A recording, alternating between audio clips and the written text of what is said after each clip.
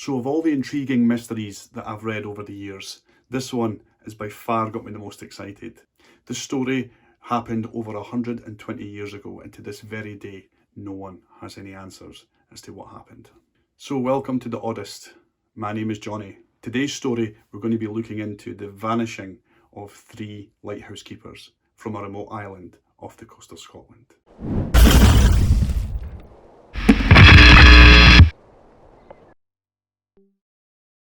So Eileen Mor is this tiny wee island off the west coast of Scotland. It's part of the Flannan Isles.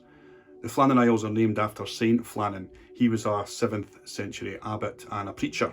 There happens to be a chapel also built on the island of Eileen Mor, which again is named after Saint Flannan. Local legend has it that over the centuries, anyone attending the chapel at Eileen Mor would be drawn to pray, even if they weren't religious. They would be urged to pray. They would have this overwhelming sense that they had to drop to their knees and pray. Another local legend is that when the farmers and sheep herders used to take their sheep onto Eileen Mor to graze, because of the lush green grass that grows there, it's the perfect place.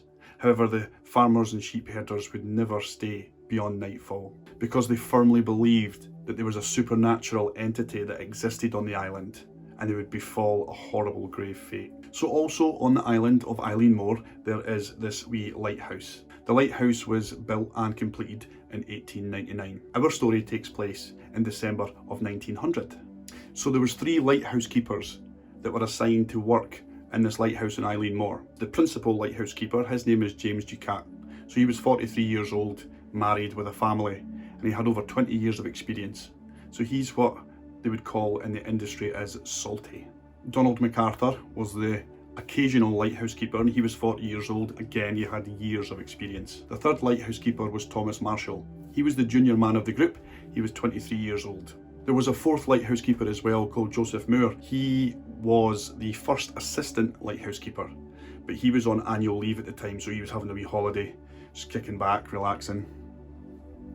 A wee bit of whiskey beside the fire, usual. I don't know what people did in the 1900s for fun, especially in Scotland. 2022 in Scotland's bad enough. James Harvey was the captain of a ship called the Hesperus. Now, this is a tender vessel, which basically means it's often used to transport goods and people from A to B. Not like a ferry or a cruise ship or anything like that, much smaller, and it's usually used to go between a larger ship and the dock, or in this case, from the mainland in Scotland out to a wee island. So as I say, Captain James Harvey rocks up to Eileen Mor and he's gobsmacked because there's no one there to greet him. Usually, and it's customary for the 3 lighthouse keepers that are stationed on the island working their shift to already be at the dock waiting for their ship to arrive, because they know fine well when it's coming in. They know the rough time it's coming in, weather permitting of course. And they're just happy to see other people. They've just spent 6 weeks on an island. That's right, the shift work on these lighthouses are 6 weeks on, 2 weeks off. So you're going to spend 6 weeks working in this remote island on this lighthouse with another 2 dudes. That's going to get cramped and awkward. So anyway, the captain was totally surprised that there was no one at the dock to meet him. Thought that was weird, so he gave a couple of sharp blasts on the old. Still, no one showed up. There was no one on the dock to meet him. Getting a wee bit nervous, he fired a flare gun up into the sky over Eileen Mor. Still nothing. No one came out of the lighthouse or down the embankment towards the dock. Feeling a bit frustrated and, to be honest, having a bad feeling in his gut, he decided to send Joseph Muir. So Captain Harvey instructed Joseph Muir, who was just returning back from his leave, to go and investigate and see what was going on. So Joseph Muir, obviously feeling a wee bit of trepidation himself, is like, any of you guys want to come with me? Anybody? You want to come? No, you don't. Does anybody want to come to this scary ass island that seems to have nobody on it? I'll just go. Cool, I'll go. So Muir decides he's going. So Muir jumps off the Hesperus onto the dock and makes his way up the steep incline towards the lighthouse. And it's a fairly steep hill that goes all the way up. Once he gets up to the front door of the lighthouse, he notices that it's unlocked. It is closed, however. So when he opens it to walk in, there's a small vestibule, and then there is a secondary door which leads into the main body of the lighthouse.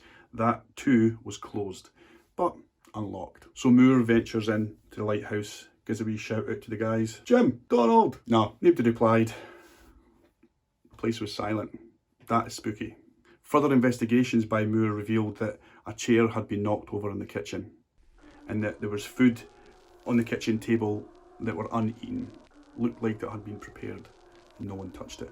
The fire in the kitchen as well, which would probably be one of the only sources of warmth in these winter nights for these lighthouse keepers, that had burned out ages ago and wasn't lit. He went and checked the beds. Those were empty also. There was no one around. But that isn't the spookiest part. For me, the spookiest part is the fact that all the clocks had stopped at the exact same time. So Moore decided, nope, turn round and get out of there. So Moore then left the lighthouse and headed back down the embankment towards the dock. Once he got back to the Hesperus, he informed Captain Harvey and the rest of the crew about his findings, or lack thereof. In a letter that Joseph Moore would write later on, he was quoted as saying, "I did not take time to search further, for I only too well knew that something serious had occurred." So Harvey recommended that Moore and a few other members of staff stay on the island just to sort out the lighthouse as well, but also just to have another wee scooch around and see who was there. But there would be no one. Captain Harvey took his ship and went all the way back to the mainland. He then sent a telegram off to the Northern Lighthouse Board, which was situated at that time in Edinburgh, and just basically told them what had happened on Eileen Mor that day. The telegram that Harvey sent to the head office read as follows: "A dreadful accident has happened at Flannan's. The three keepers, Ducat, Marshall and the Occasional, have disappeared from the island. On our arrival there this afternoon, no sign of life was to be seen on the island. Fired a rocket, but as no response was made, managed to land Moore, who went up to the station but found no keepers there. The clocks were all stopped and other signs indicated that the accident must have happened about a week ago. Poor fellows, they must have been blown over the cliffs or drowned trying to secure a crane or something like that. Night coming on, we could not wait to make something as to their fate. I have left Moore, MacDonald, a buoy master and 2 seamen on the island to keep the light burning until you can make other arrangements. Will not return to Oban until I hear from you. I have repeated this wire to Muirhead in case you are not at home. I will remain at the telegraph office tonight until it closes if you wish to wire me." So Robert Muirhead was the board's superintendent. He was responsible for recruiting the 3 lighthouse keepers that have mysteriously gone amiss on Eileen Mor. So in the following days, Muirhead attends Eileen Mor to launch a wee investigation to see what went on, if they can ascertain what happened to these 3 guys. But his investigation just opened up more questions rather than delivering answers. There was a heavy iron railing on the outside of the lighthouse just leading up to it that was bent over in such an angle that could not have been caused by man. There was a large boulder as well close by to the lighthouse, which weighed well over a ton, and this had been moved several feet from its original position. It was also discovered when they checked the men's lockers that 2 of the 3 oilskin jackets were still remaining in the locker, which meant that if the men ventured outside into the bitter winter air, they never had jackets on, most likely being their shirt sleeves. But by far the most strangest discovery by this investigation was the official Lighthouse Logs. So the second assistant lighthouse keeper, Thomas Marshall, the young guy, he had made several entries in the log. One of his entries was on the 12th of December and said, "Severe winds, the likes of I have never seen in 20 years. He had also made notes in the log that the principal keeper, James Ducat, had been very quiet in recent days, and that Donald MacArthur had even been crying. MacArthur was well known back in the mainland as being a salty brawler, a tough guy. Why would he be crying? Especially if there was a storm. Storms would be their bread and butter at this point. Of course, you're a lighthouse keeper in the west coast of Scotland, in the Outer Hebrides. You're going to have storms."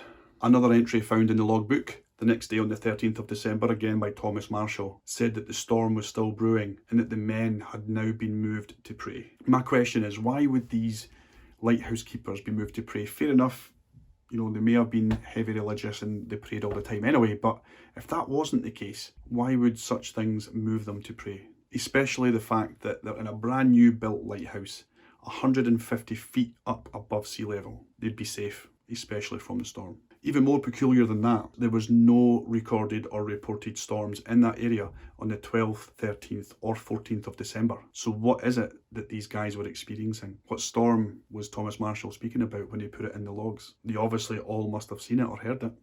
The final log entry was December 15th, and it simply read, "Storm ended, sea calm, God is over all."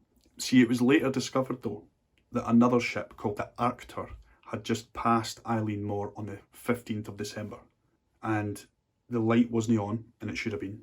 The flag wasn't up, and it should have been. Normally this type of incident would be reported to the Northern Lighthouse Board, but in this case it wasn't. The captain of that ship failed to do so, and this didn't come to light until this investigation occurred. So it's reasonable to assume, with all the evidence that's been accrued, that whatever happened to these three guys happened on the 15th. Another thing is, why wouldn't there be any bodies washed ashore at any given time in the last century? Even a boot or an item of clothing that could be identified as being one of the lighthouse keepers. Just makes no sense. Over the past century, subsequent lighthouse keepers that have worked in that lighthouse on Eileen Mor have reported hearing voices in the wind calling out the names of the three missing lighthouse keepers. So what did happen? What do you think happened on that wee island over 120 years ago? I think the main consensus is that there was a freak wave, blew them away. There's other crazy theories that they were abducted by aliens, or that spies from another continent came along and snapped them up. Although a theory that the locals quite like to favour is the supernatural. Maybe something unexplained and super creepy happened to these three. One thing's for sure, I don't think we'll find any answers anytime soon. Guys, thank you so much for spending the time to watch this video. I really do appreciate it. Hopefully I'm going to be uploading a lot more strange mysteries onto the channel in the coming weeks and months. Stay tuned for more, please. And thank you again. I really appreciate it.